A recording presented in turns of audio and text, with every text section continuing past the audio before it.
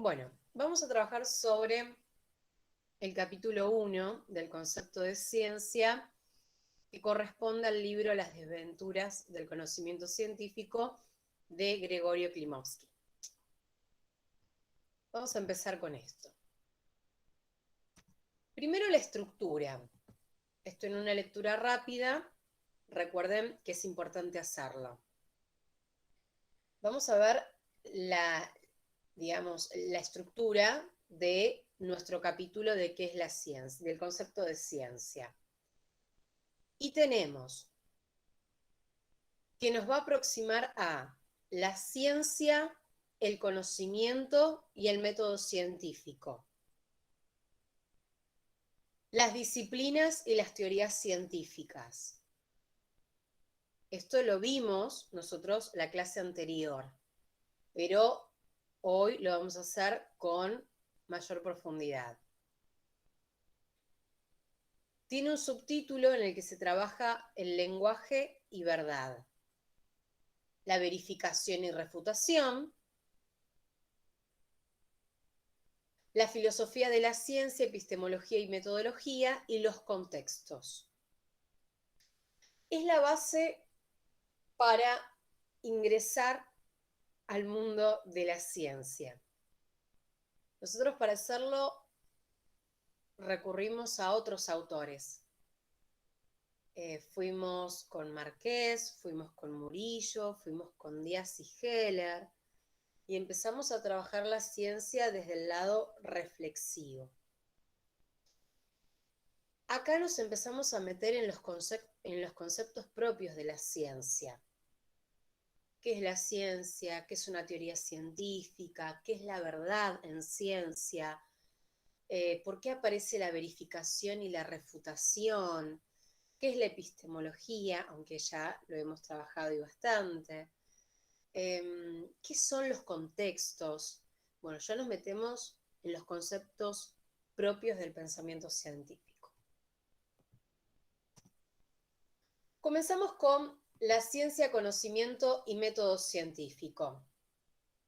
En la introducción que realiza Klimovsky está presente la importancia del papel que tiene la ciencia en nuestra sociedad. La importancia no solamente asociado, y esto era lo novedoso que traía Klimovsky, no solamente asociado a avances tecnológicos, sino que existe un cambio conceptual. Es decir, aparecen nuevos conceptos, adquieren nuevos significados esos conceptos, hay otros que caen en desuso y que forman parte de la realidad que se habita en un espacio y en un momento determinado. ¿Qué conceptos de ciencia nos sirven para poder entender el mundo de hoy? Y no solamente esa comprensión que tiene que ver con el universo, sino con las comunidades humanas, cómo nosotros nos relacionamos con otros seres humanos. ¿Eso está mediado por la ciencia? Sí, también está mediado por la ciencia. ¿Cómo nos organizamos en sociedad? Está mediado por ciencia. Por eso es que es tan importante el pensamiento científico. Entender qué es la ciencia importa porque en relación a lo anterior, no solamente podemos entender nuestra realidad, sino que la ciencia, recordarán a Riveri cuando se menciona a Riveri Gutiérrez, nos permite identificar qué país queremos, o sea, que hay una visión de futuro, una línea en cuanto a nuestro destino que podemos pensar desde la ciencia. Es decir, preguntarnos qué es la ciencia nos sirve para comprender nuestro presente, para mejorarlo, pero también para ver a futuro. O sea, qué son las cosas que nos están faltando, cómo las podemos mejorar, cómo la ciencia puede ayudar a prevenir determinadas enfermedades, cuáles son los problemas que tenemos en nuestro país, por qué es tan importante para nuestro país invertir en ciencia, en qué tipo de ciencia se va a invertir. O sea, vamos a trabajar más la tecnología, vamos a trabajar más la ciencia pura, ¿qué vamos a hacer? ¿Sí? ¿Cuáles son los ejes principales que tiene nuestro país? Nos vamos a enfocar en lo que tiene que ver con la neurociencia, vamos a trabajar en análisis de datos, vamos a analizar cuestiones históricas, ¿se entiende? Vamos a trabajar más las formas de explotación de los recursos naturales. O sea, ¿hacia dónde va el eje de la ciencia en nuestro país? Preguntarnos sobre qué es la ciencia tiene que ver con nuestra realidad presente y futura, y por qué no, comprensión de nuestro pasado. Y la ciencia también sirve para comprendernos a nosotros mismos. Muchas de las cosas que hablamos en pensamiento científico las podemos llevar a nuestra realidad para pensarnos como seres humanos. Desde el hecho de que ustedes se hagan este ejercicio que les dije una vez, pararse y decir, ¿dónde estoy? Ok, mi casa, la casa de mis viejos, la casa que comparto con una pareja. ¿Dónde queda? ¿Qué idiomas hablamos? ¿Conozco a mis vecinos? O sea, ahora estoy acá, ¿me siento cómodo en donde estoy? O sea, ¿qué destino me gustaría habitar? O sea, ¿qué futuro me gustaría habitar?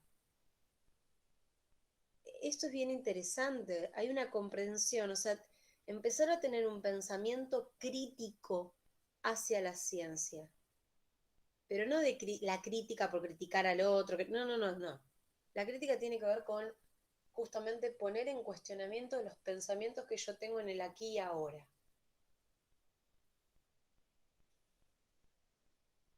La ciencia, para Klimovsky, va a ser un cúmulo de conocimiento, un acopio de conocimiento. Recordarán a Bunge, para el cual la ciencia es un creciente cuerpo de ideas.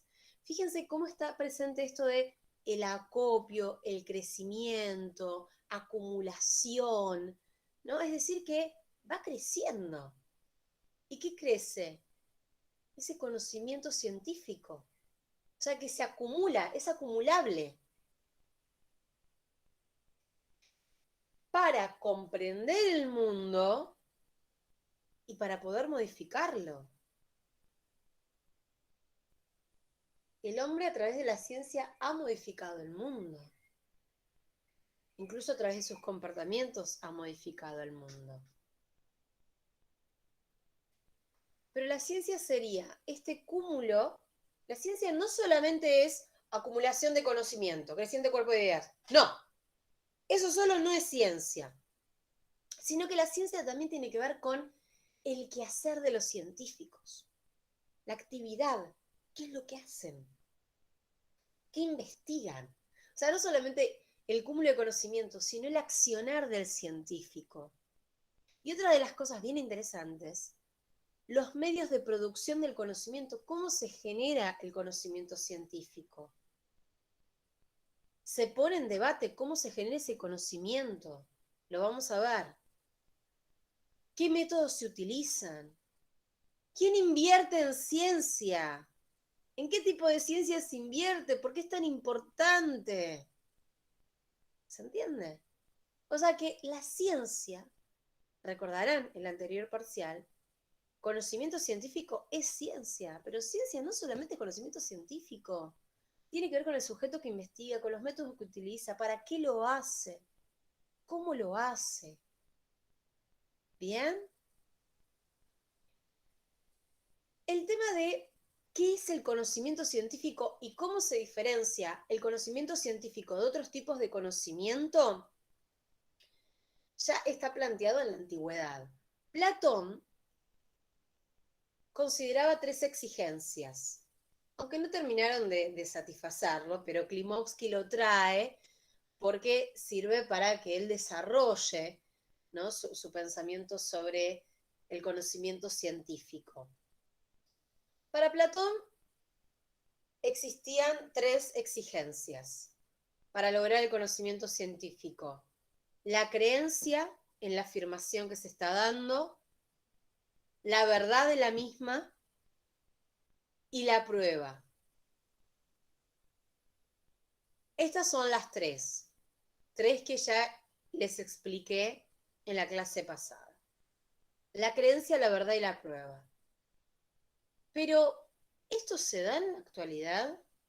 ¿Realmente para que estemos hablando de conocimiento científico, una afirmación tiene que contener creencia, verdad y prueba? No necesariamente. ¿Por qué?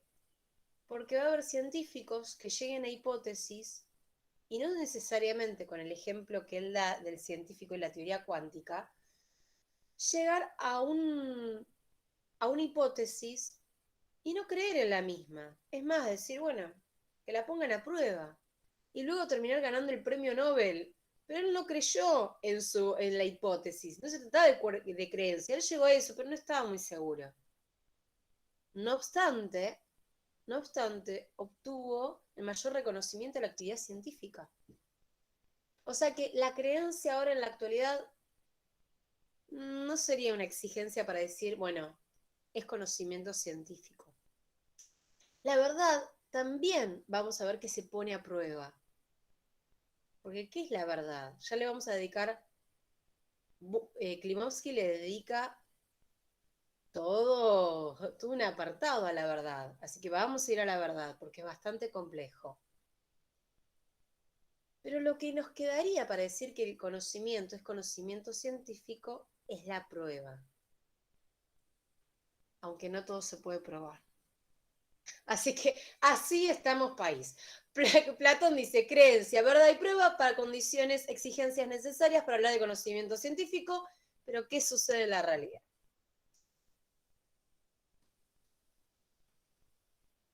Acá, método científico versus métodos científicos. Más allá de la cuestión de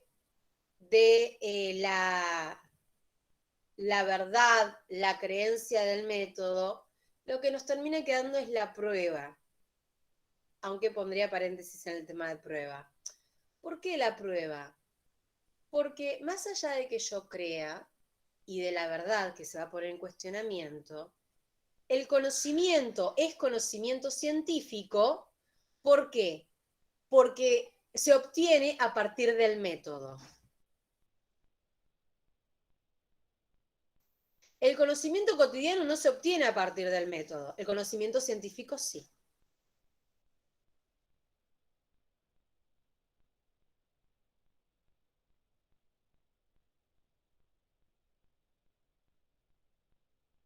Es decir, que no puede haber conocimiento científico sin método científico. Van a la par.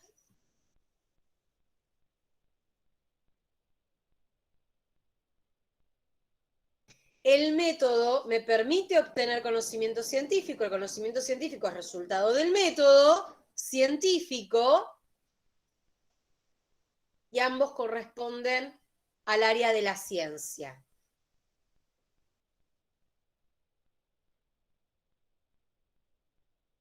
¿Vamos bien? ¿Existe un método o métodos científicos? Esto es un gran debate, gran debate.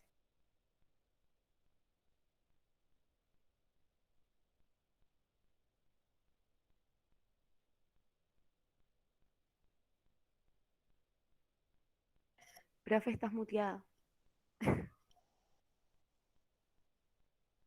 Bueno, se habla de método científico, pero denme un segundito, por favor.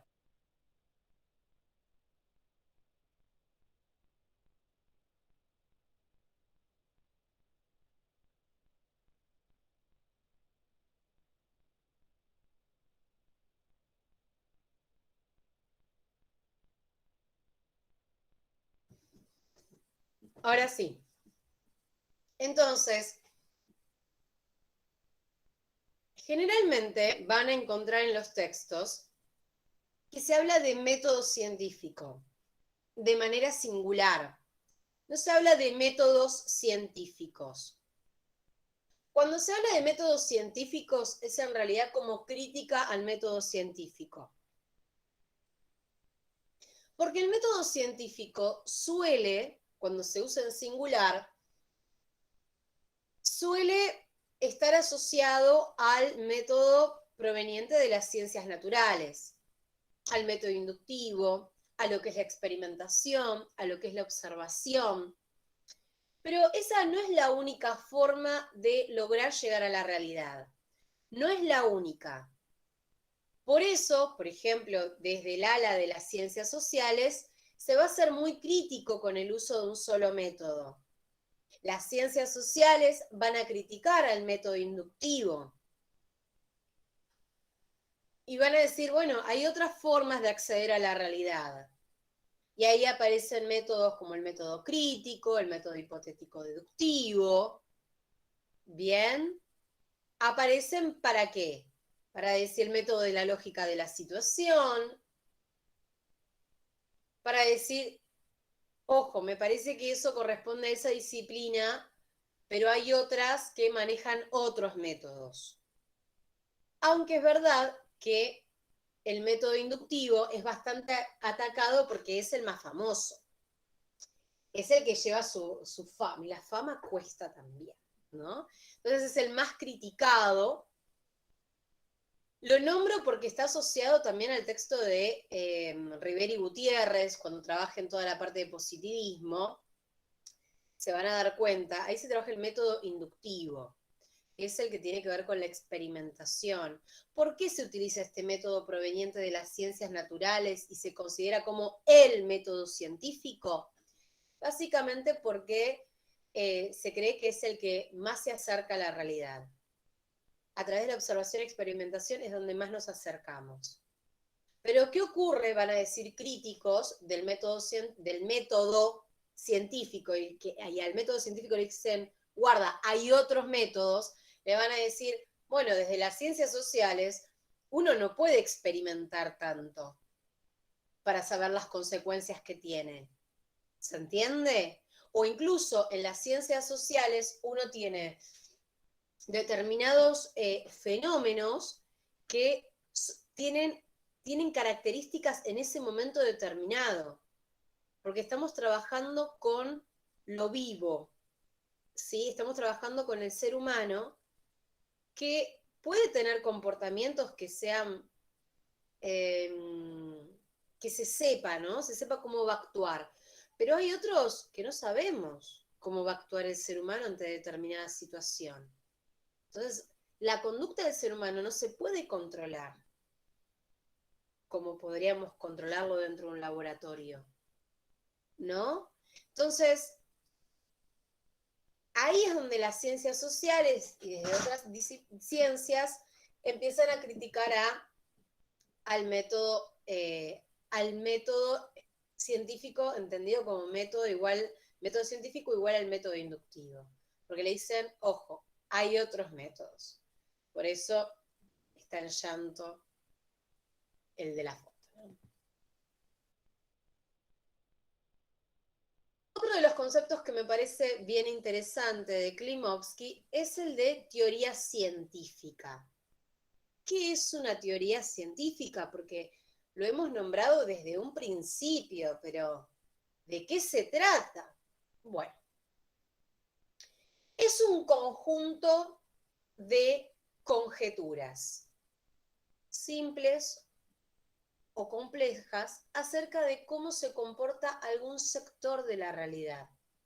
Fíjense que las teorías científicas no pueden explicar la realidad, explican un sector de la realidad.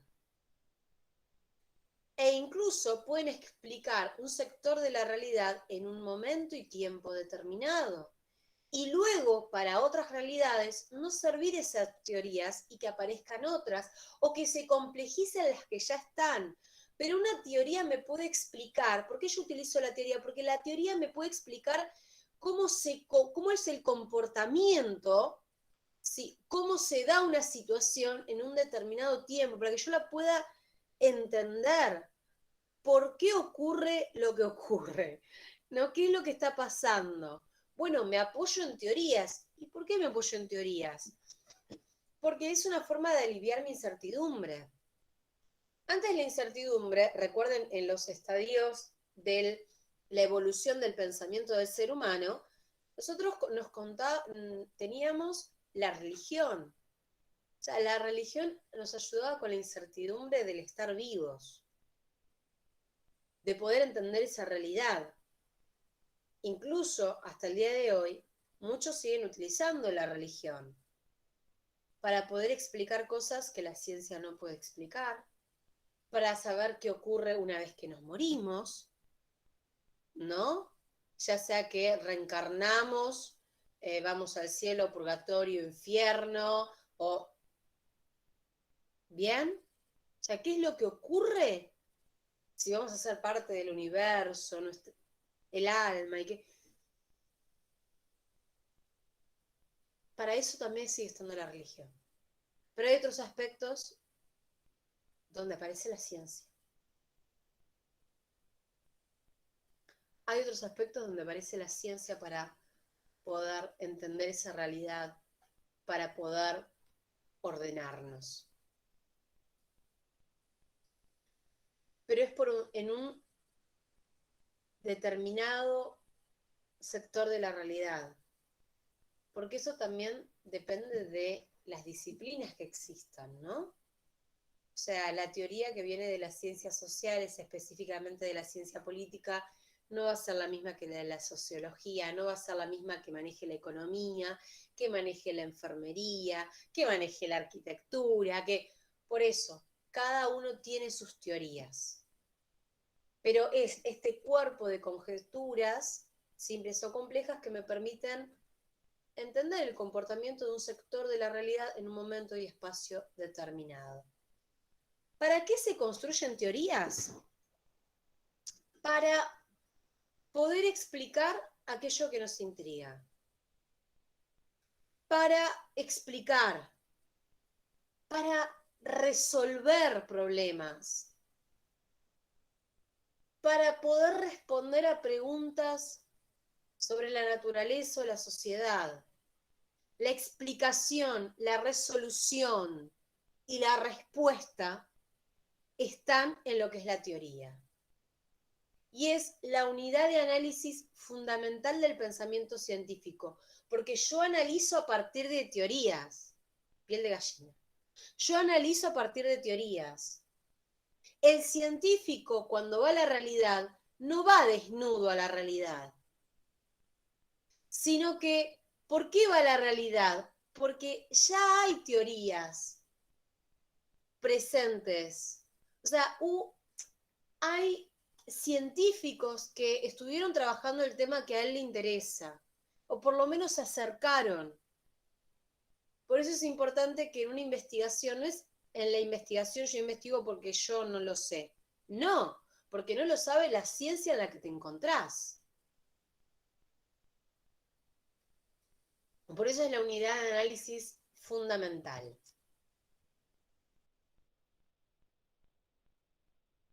Aquí vamos a meternos un poquito más en lo que es la teoría científica. Dice, seguro esto te enseñaron en la escuela. Cuando una teoría se comprueba al 100% se convierte en ley. Incorrecto, dice. Ley y teoría son dos conceptos independientes y diferentes. Una ley es una descripción de un fenómeno observable, casi siempre a través de una expresión matemática. Por ejemplo, ahí dice la ley de gravitación universal. Yo tengo mi termo acá, lo suelto, obviamente va a caer al piso por la gravedad. No voy a hacer la prueba porque es mi termo. Pero no va a quedar flotando. ¿Se entiende? Digamos que me describe, o sea, ¿por qué los objetos no están flotando acá? ¿Por qué si los sueltos no flotan? ¿Por qué yo no floto? ¿Por qué yo no vuelo? Bueno, hay cuestiones que tienen que ver justamente con una descripción. La descripción de esa realidad, de ese fragmento de la realidad, de ese fenómeno observable, lo hace la ley. Ahora, la teoría, ¿cuál es la diferencia entre la ley que me describe ese fenómeno, que me está diciendo qué es lo que está ocurriendo, a una teoría? Que la teoría, sí, es el marco en el cual yo trabajo, es mi paraguas. Por eso es mi unidad de análisis fundamental, es mi paraguas con el cual yo voy a la realidad. Entonces, mi teoría va a explicar con pruebas y evidencias. La teoría va a ser la que tire 30 termos a ver si quedan flotando o van al piso. ¿Se entiende? Porque hay una ley que me describe un fenómeno. Ahora, la teoría es mi marco de laburo, el laburo que tiene el científico. El quehacer científico tiene el paraguas de la teoría, que me explica con pruebas y evidencias ese fenómeno.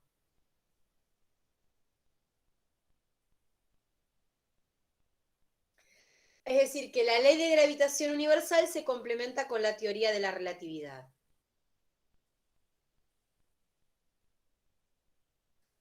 Por ende, ¿teoría y ley es lo mismo? No. Cosas independientes, cositas diferentes. La ley me describe un fenómeno observable. La teoría es mi unidad de análisis fundamental, es mi marco de trabajo a partir del cual yo explico un fenómeno con pruebas, con evidencia. ¿Se entiende la diferencia? Sí, Entonces, profe. son dos conceptos distintos apoyados con la evidencia del conocimiento científico. Esto me parecía que estaba muy bien explicado, muy sintético, espectacular. Continuamos. Vamos ahora a lo que tiene que ver con el lenguaje. ¿Cómo expresamos nuestro conocimiento? A través del lenguaje. Hoy en otra comisión estaba hablando de algo que lo voy a traer acá. Una cosa es la libertad de pensamiento y otra cosa es la libertad de expresión.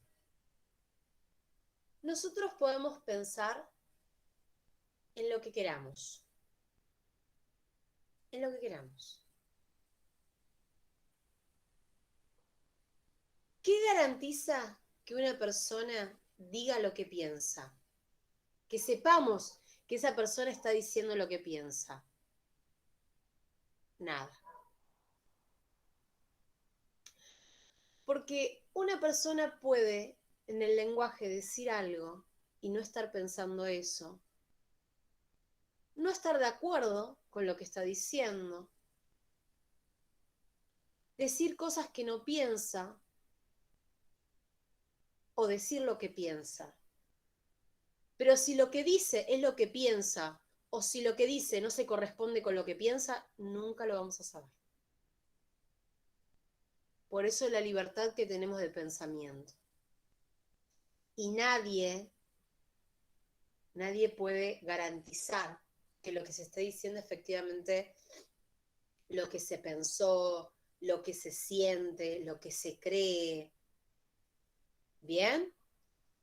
Ahora, libertad de expresión. La libertad de expresión, o sea, yo puedo tener una libertad de pensamiento infinita, que va de los blancos a los oscuros. Ahora, en mi expresión, yo soy un ser social. En mi expresión, lo que yo comunico, sea en lo cotidiano o en lo científico, lo que yo comunico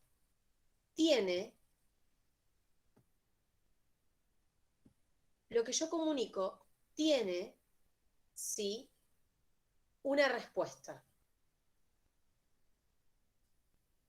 Afirmativa, negativa. A través de lo que yo comunico puedo conseguir un trabajo. A través de lo que yo comunico puedo lograr ser una persona influyente. A través de lo que yo comunico, puedo generar un problema. A través de lo que yo comunico, puedo iniciar una relación, puedo destruirla, puedo... No solamente son las acciones, sino lo que yo digo y lo que creen que digo. Y esto también ocurre en el conocimiento científico.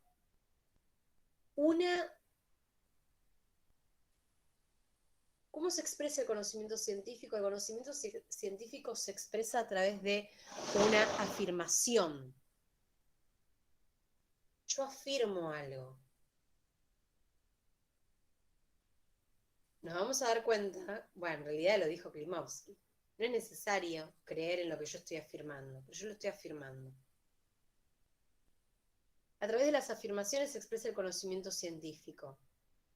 El conocimiento científico puede ser privado, es decir, yo realicé una investigación y me puedo quedar yo con los resultados de mi investigación. Va a ser un pensamiento científico privativo. Pero el pensamiento científico tiene una característica, que ¿cuál es? Que es propiedad social. ¿Y cómo logro que el conocimiento sea una propiedad social? A través del lenguaje. ¿Y cómo?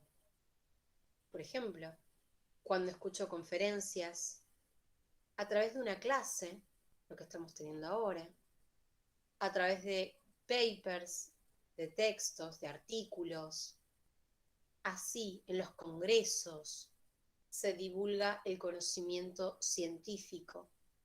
Y una vez que se presenta en la sociedad, para aquellos que tienen la capacidad para entenderlo, aunque yo creo que eso es hacerlo público, pero yo creo que con eso no basta. Esta es una crítica que yo realizo. Es necesario democratizar el conocimiento. Es decir, que no solamente accedan al conocimiento aquellos que poseen el lenguaje técnico para entenderlo. El ejemplo que a veces les doy con la medicina.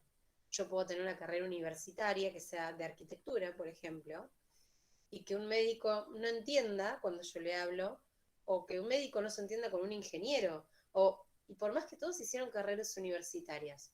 ¿A qué se debe eso? A que cada uno tiene un lenguaje que es propio de la carrera que eligió. ¿Bien? Entonces, sí, yo puedo hacer público mi conocimiento cuando realizo una investigación en ciencia política. Estoy seguro que todos los que hicieron ciencia política, incluso relaciones internacionales o sociología, me pueden entender. ¿Sí? Ahora, ¿qué pasa con la gente que no realizó una carrera de ciencia política o relaciones o sociología? Porque el conocimiento público va a ser público para mi comunidad científica. Pero yo creo que acá el conocimiento, lo importante del conocimiento, es que se democratice.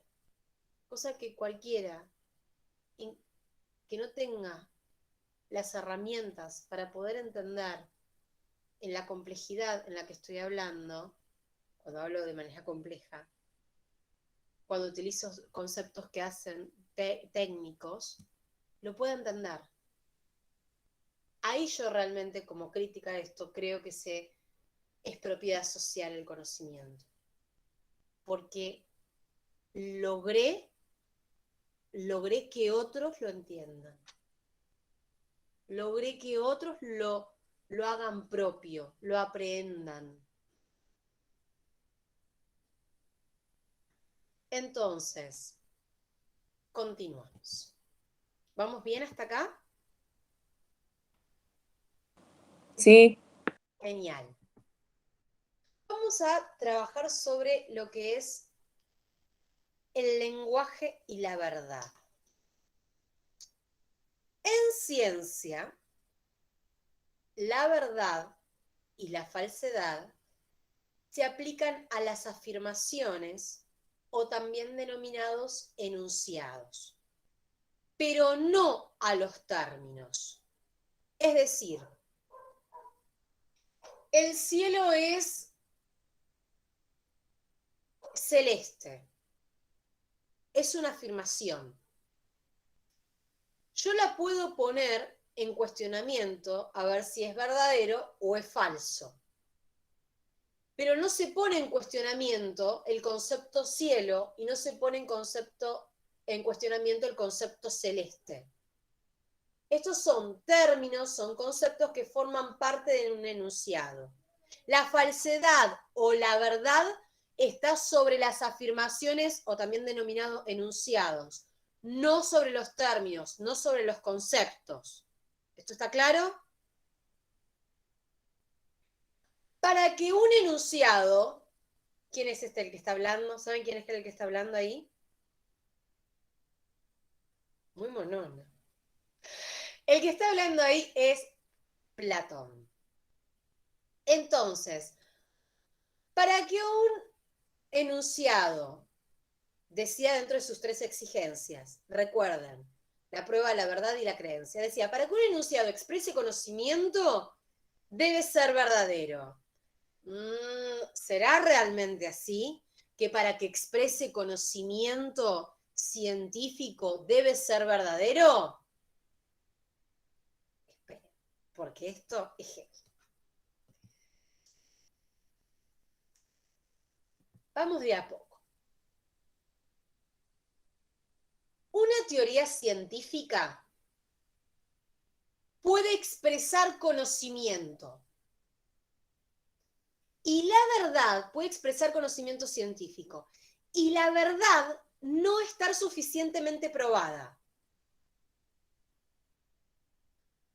Por eso digo, las teorías se pueden complejizar, se pueden dejar de lado, pueden aparecer nuevas que expliquen lo que pasa en un momento y espacio determinado.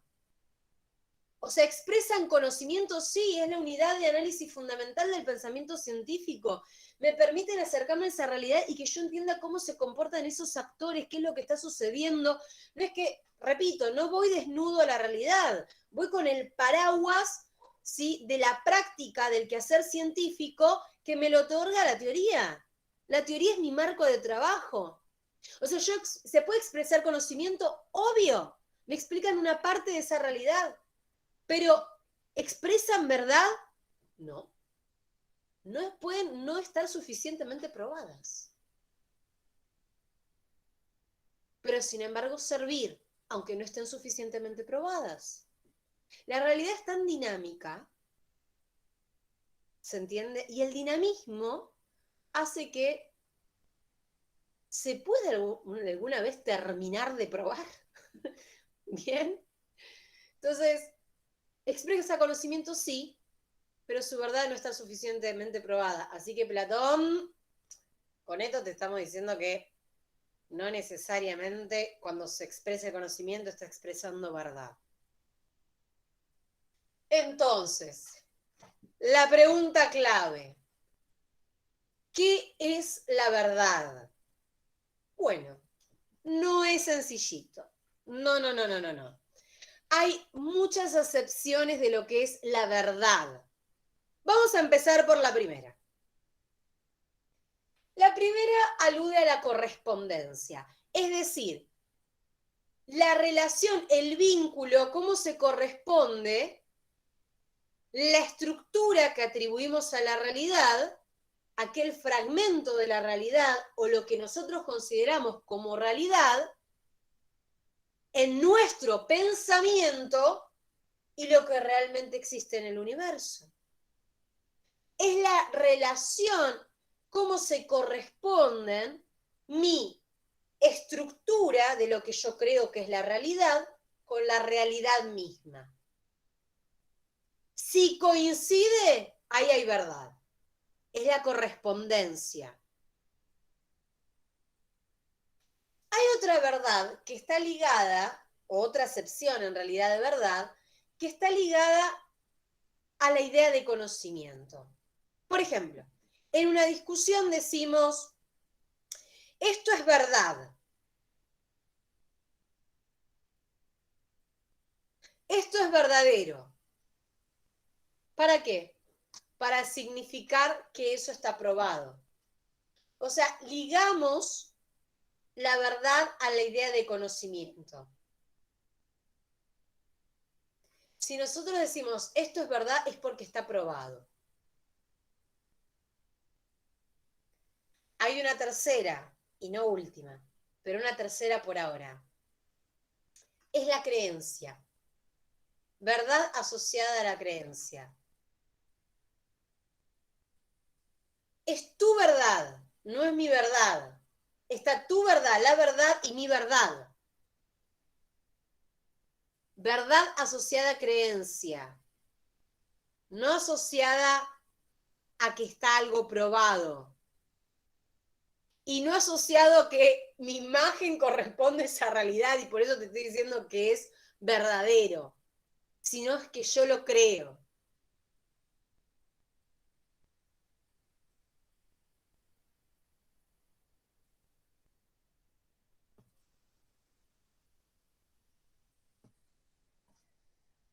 Vamos a la primera acepción de la correspondencia.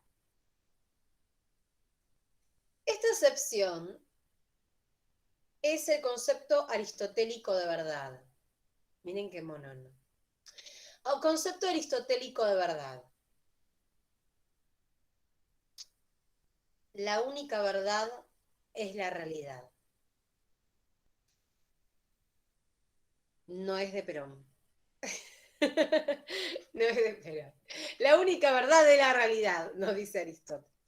Entonces, es el vínculo que existe entre nuestro pensamiento, que se expresa como a través del lenguaje, escrito u oral, y lo que ocurre fuera del lenguaje, es decir, que ocurre lo que ocurre en la realidad. Entonces, esa conexión entre lo que pienso, lo que digo y lo que es, en esa relación hay una adecuación, una correspondencia entre el pensamiento y la realidad.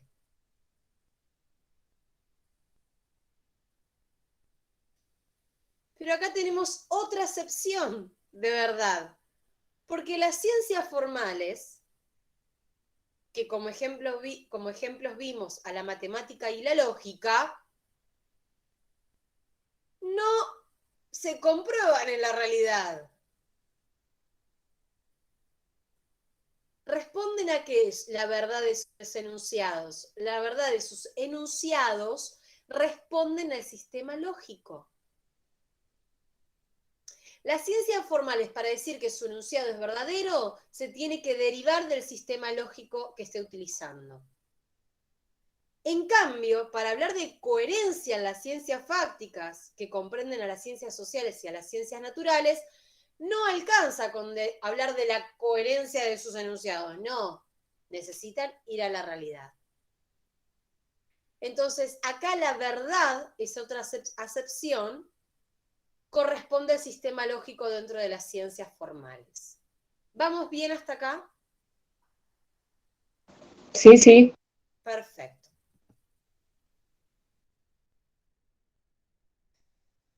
Las ciencias fácticas van a la realidad para trabajar sobre el conocimiento de los hechos.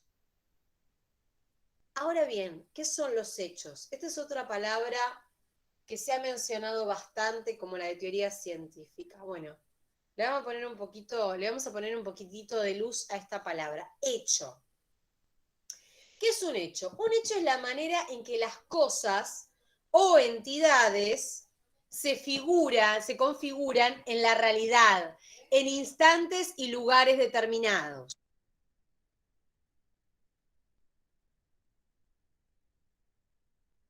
Manera en que las cosas o entidades se configuran en la realidad en instantes y lugares determinados. ¿Qué características adquiere esa cosa o esa entidad? Si estamos hablando, un segundo por favor.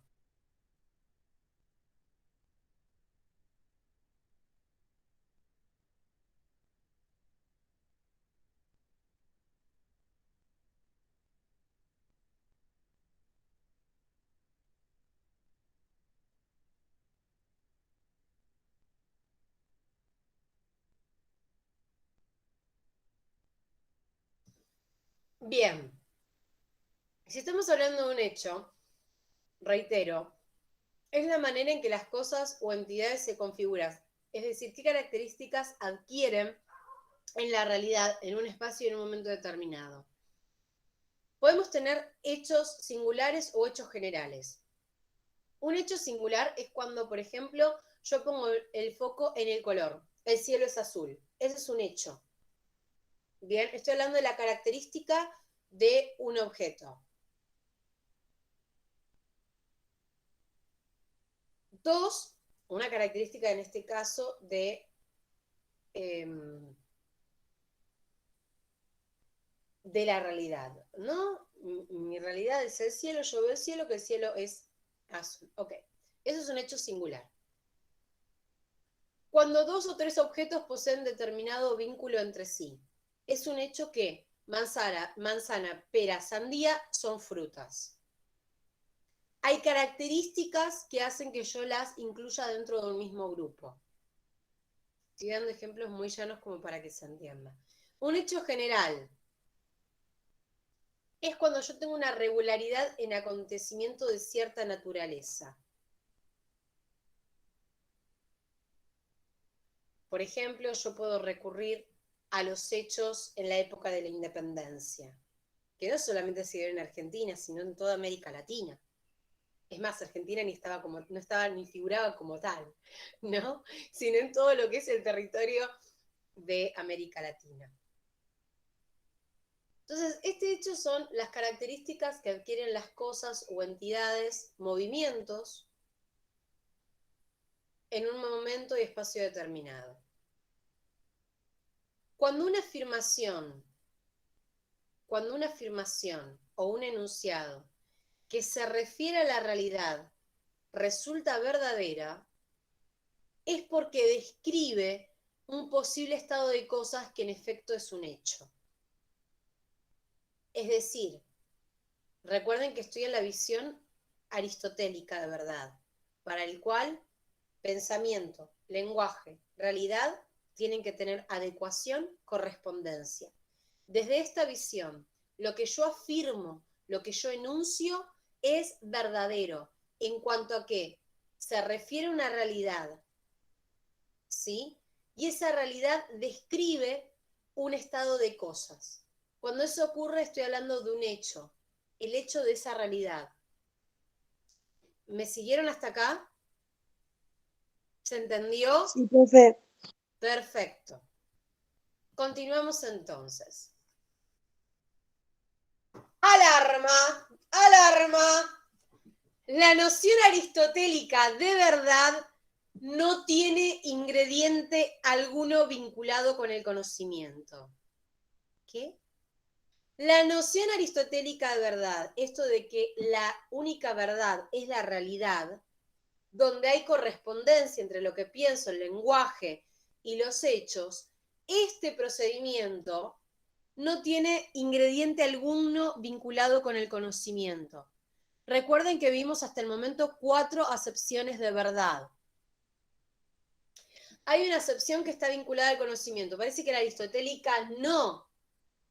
Pero ¿y entonces qué me queda? ¿Cómo es posible que la noción aristotélica de verdad no tenga ingrediente de conocimiento? ¿Cómo puedo decir que algo es verdadero y no ser conocimiento científico?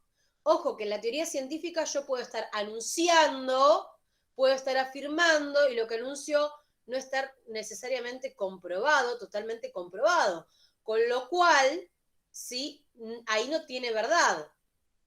O escasea, está en dudosa la verdad ahí. Pero no por el conocimiento científico que estoy dando, ahí está implícita la verdad, en la teoría científica. ¿Recuerdan o vuelvo a las anteriores filminas? Esperen que los muestro. ¿Sí? Puede expresar conocimiento y su verdad no ser suficiente. Ahora, lo que me dice es que, en realidad, la noción aristotélica, desde Aristóteles yo puedo expresar verdad si hay adecuación, si hay correspondencia entre lo que pienso, digo y lo que es, ¿sí? Pero no necesariamente eso me lleva a conocimiento. ¿Se entiende esta diferencia? Donde en teoría científica yo tengo conocimiento, pero no necesariamente eso que expreso, ese conocimiento, se corresponde con la verdad y cómo desde la visión de Aristóteles la verdad ocurre cuando hay adecuación, pero no necesariamente esa adecuación me lleva a conocimiento. Por eso está como, mi amigo ahí está como, ¿qué pasó? ¿No? Veamos. En el uso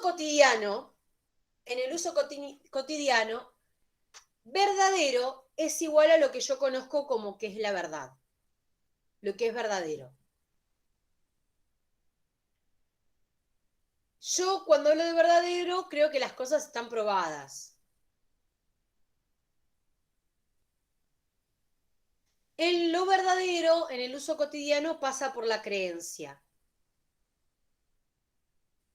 O sea, yo creo mi verdad, tu verdad, la verdad. Y cuando se dice esto es verdad, yo digo esto es verdad, cuando lo estoy diciendo más allá de la creencia, es porque está probado. O yo considero que está probado. En el uso cotidiano ocurre de esta manera. Entonces, para evitar malentendidos,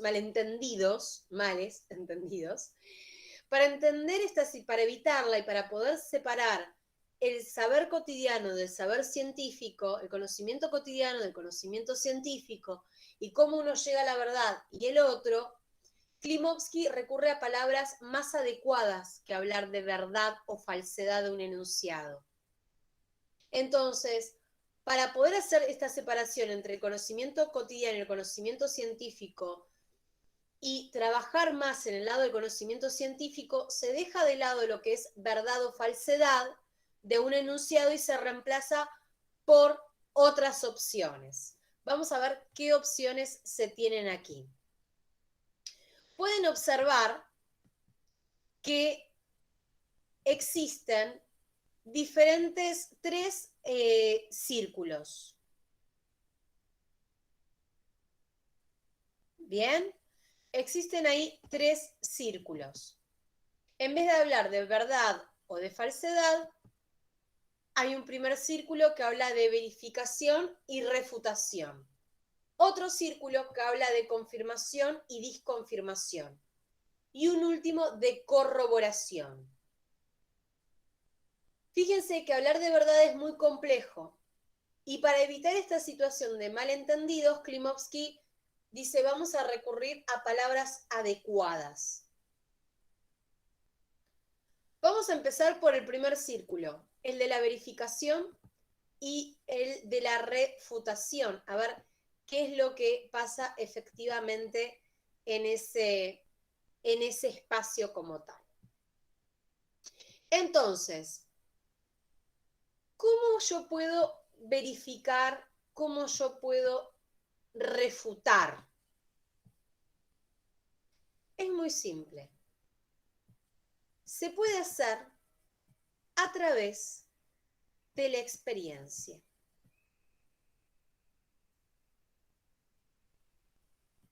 A través de la experiencia yo puedo verificar, yo puedo refutar.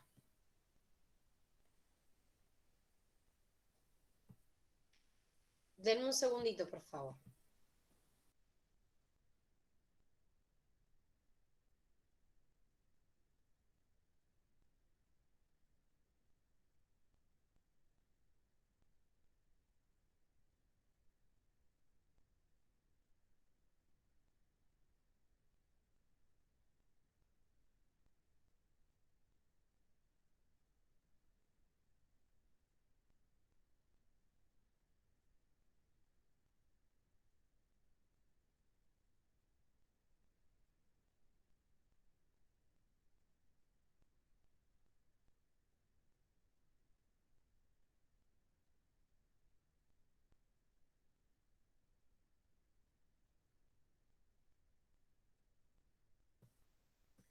Continuamos. Entonces, verificación y refutación. Estamos ahí. Hay para autores, primero vamos a ver qué es esto de verificado y refutado. Un enunciado verificado es aquel cuya verdad ha sido probada. Un enunciado verificado, yo probé la verdad de ese enunciado. Si queremos establecer que al resultado, al conocimiento que hemos llegado es falso, vamos a decir que, es decir, que el conocimiento ahí no ha sido probado, que ese enunciado fue refutado. Verificado cuando se comprueba su verdad. Refutado cuando decimos que es falso, pero en vez de hablar de verdad o falsedad, utilizamos verificación y refutación. Verificado y refutado son términos que hacen referencia a nuestro conocimiento de la verdad, a nuestro conocimiento de la falsedad de una afirmación. ¿Se entiende? O sea, hablamos de la falsedad o estamos hablando también de la verdad de esa afirmación. Por eso, verificado y refutado. Estamos haciendo mención al conocimiento enunciado.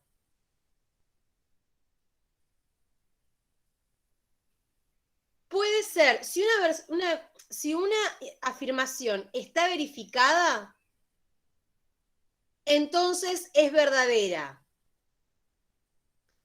Aunque podemos tener afirmaciones que sean verdaderas sin estar verificadas.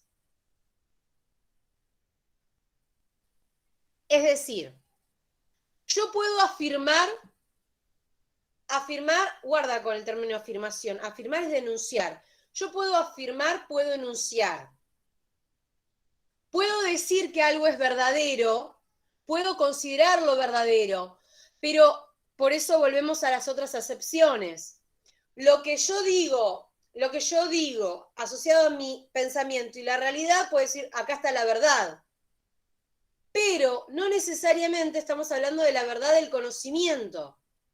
Entonces, para decir que un enunciado tiene el conocimiento de verdad o de falsedad, utilizamos verificación y refutación. Porque esa afirmación puede ser entendida como verdadera. Pero para salir de ese lugar, de caer en lo verdadero o lo falso, solamente va a ser verdadera si fue puesta a prueba. ¿Se entiende? Por eso hablamos de verificar en la realidad.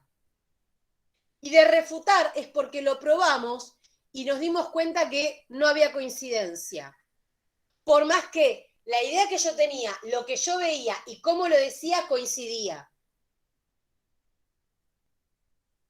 Por eso es que lo que dice Aristóteles, dice la noción aristotélica de verdad no tiene ingrediente alguno vinculado con el conocimiento, porque no hay una puesta de prueba de ese conocimiento mío, de lo que yo estoy diciendo. En cambio, la verificación y refutación sí, tengo que probar. Por eso se deja el concepto de verdad, se reemplaza por verificado y el de falsedad por refutación. ¿Me van siguiendo hasta acá? Es un poquito complejo, pero quiero saber si me están siguiendo. ¿Estamos bien? Ok. Ahora, hay autores para los cuales señala Klimovsky que el concepto de verificación o de refutación les resulta un poco excesivos. Y por ello prefieren utilizar otras palabras en vez de verificación y refutación. Ahí, dice, hay partidarios, sobre todo de la lógica inductiva, partidarios de la estadística, que en vez de utilizar verificación o refutación, utilizan confirmación o disconfirmación. Más del lado de las ciencias formales, utilizan confirmación o disconfirmación. Es decir, que hablan de hipótesis o teorías confirmadas. Cuando se dice que son confirmadas es que podemos depositar confianza en esas teorías para poder entender la realidad. Lo confirmado quiere decir que, repito, podemos depositar un elevado grado de confianza en eso que se está enunciando, que se está afirmando, porque está confirmado. Esto más del lado de las ciencias formales, la confirmación y la disconfirmación. Luego aparece otro circulito, que es, al lado, que es el de la corroboración.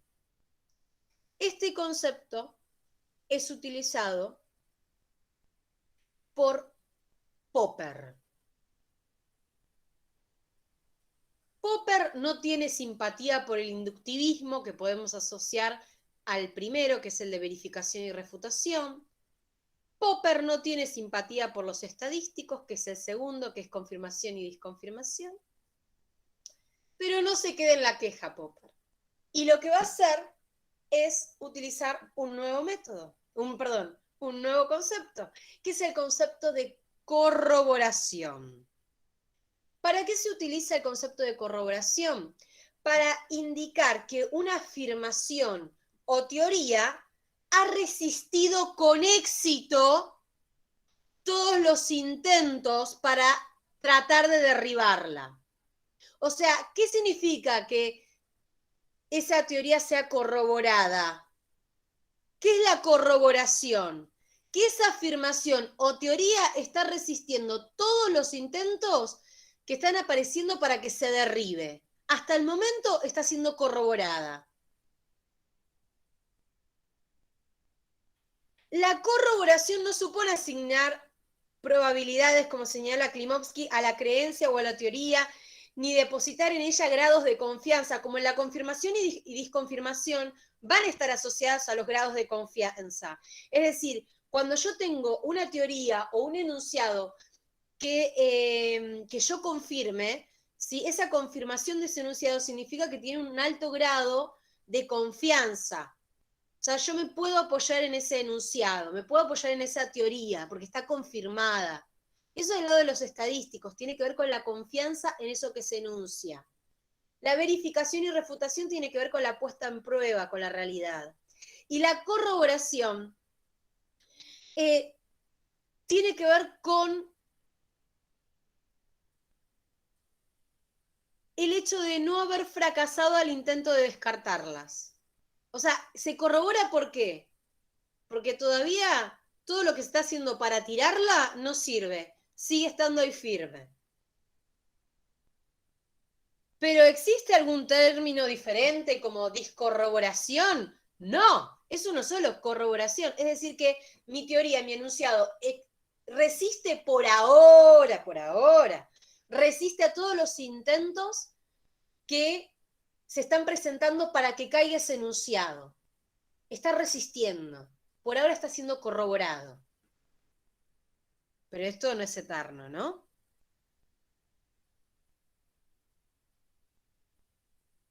Aunque Klimovsky acá señala, el de corroboración es mucho más débil, es un concepto más débil que confirmación y desconfirmación. Pero no podemos dejar de lado este concepto de corroboración que trae Popper con su método hipotético deductivo. En el primero está presente el método inductivo, en el último método hipotético deductivo de Popper. ¿Esto quedó claro, el tema de la verdad del conocimiento? ¿Todos estos conceptos quedaron claros? ¿Hay alguna duda que tengan? Porque son claves. ¿Hay alguien que haya tenido alguna duda? ¿Algo que no se haya entendido, que no haya resultado claro? ¿Por ahora bien? Ok. Entonces avanzamos. Otro de los conceptos que trae Klimovsky es el de epistemología. El concepto de epistemología, nosotros ya lo vimos, hay un video en YouTube que les hice para que separen episteme de doxa. Pero me gusta mucho esto que trae Klimovsky, por eso vuelvo al tema. Porque ve a la epistemología como una actividad crítica. Eso es maravilloso. Dice, será empleado en un sentido más restringido, referido exclusivamente a los problemas del conocimiento científico, tales como, es decir, que la epistemología tiene que ver con una reflexión sobre la ciencia, sobre los problemas de la ciencia, sobre los problemas en determinadas circunstancias históricas, psicológicas, sociológicas, que llevan a la obtención y los criterios con los cuales se justifica o invalida conocimiento. Es decir, cuando vemos ciencia, la epistemología ve ciencia, no es solamente el resultado, sino cómo se genera, en qué contexto, en qué momento, se cuestiona, cómo se obtiene, para qué se obtiene. Entonces, la epistemología, y esto es maravilloso, es el estudio de las condiciones de la producción y de validación del conocimiento científico. Cómo se produce y cómo eso que estoy diciendo que es científico es efectivamente científico. ¿Por dónde pasa para ser científico? ¿Qué características lo sostiene? ¿Qué valores establece? Esto es epistemología. Es una actividad crítica, presente en la producción y en la validación del conocimiento. Y por último, están los contextos. Nosotros, desde la parte de la epistemología, que es esta reflexión crítica sobre la ciencia, podemos dividir lo que es la producción y validación del conocimiento en dos contextos. El contexto de descubrimiento y el contexto de justificación, al cual Klimovsky agrega el contexto de aplicación.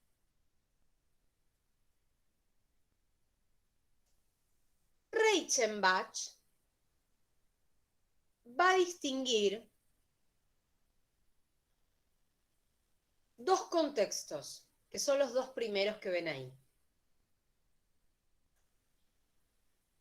Son contextos en los cuales, para ordenar, ¿sí?, la discusión y el análisis de carácter epistemológico, se van a utilizar para ordenar el debate estos dos contextos. Bueno, ¿qué ocurre? O sea, ¿qué pasa? ¿Qué es lo que se debate en el contexto de descubrimiento?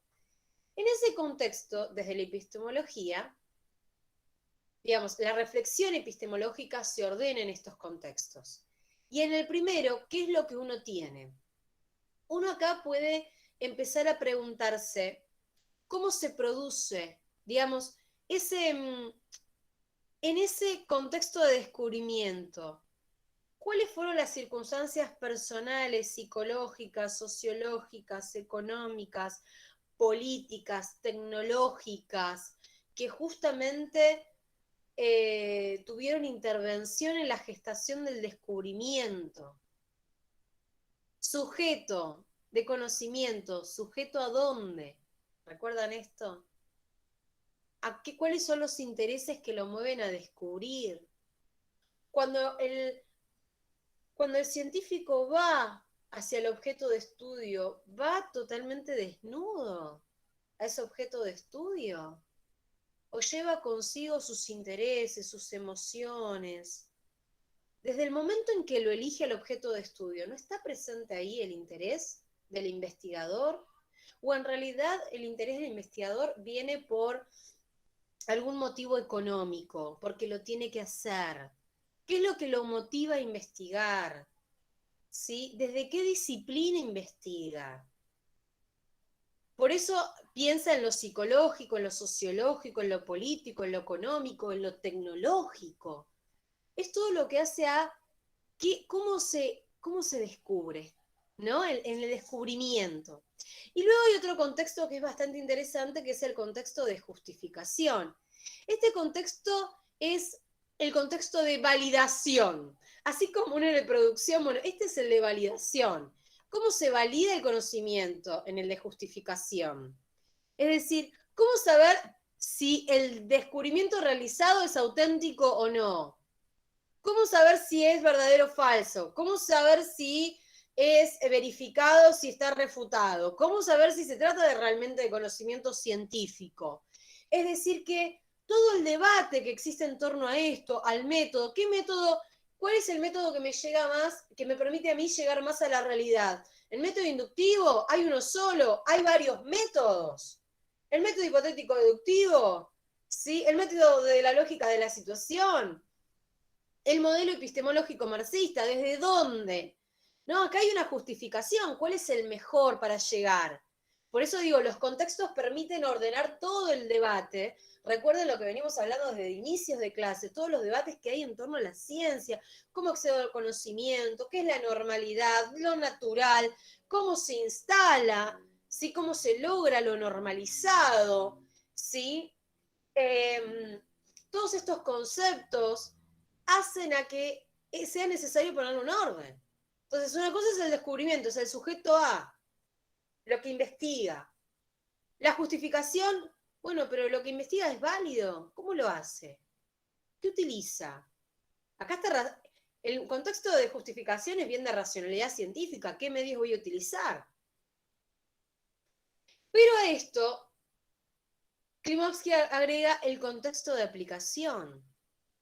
Porque también la epistemología discute las aplicaciones del conocimiento científico, la utilidad, los beneficios, los perjuicios para la comunidad, para la especie humana, para la naturaleza en general. Esto cuando discutimos de los fines. ¿Qué fines tiene la ciencia? ¿La ciencia te tiene que preguntar por los fines o solamente por los medios? La ciencia es neutra y lo que pasa es que la tecnología es ambigua. Va a aparecer Ladriere, que ya lo vieron, que dice, guarda, no, o sea, no pongamos solamente el ojo en los medios, contexto de justificación. Hablamos de racionalidad científica, sumemos esa racionalidad científica, una racionalidad ampliada, es decir, que la ciencia se pregunte por los fines, o sea, se pregunte el para qué se hace ciencia. Y eso tiene que ver con un contexto de aplicación. ¿Se entiende? O sea, que estos contextos, métanse bien en estos contextos, porque son incluso contextos que trabaja Rivera y Gutiérrez. Cuando hacen la dicotomía, cuando trabajan en la parte de las dicotomías, ciencia pura, ciencia aplicada, por ejemplo, historia interna, historia externa, llegan a la parte de contextos y hablan de contexto de descubrimiento, contexto de justificación. Así lo asocian con el de Rivera y Gutiérrez. Pero fíjense cómo estos contextos nos ordenan las reflexiones que hay sobre ciencia. ¿Se entendió esto? ¿Hay alguna duda, alguna consulta? ¿Estamos bien? Perfecto. Entonces damos por cerrada la grabación.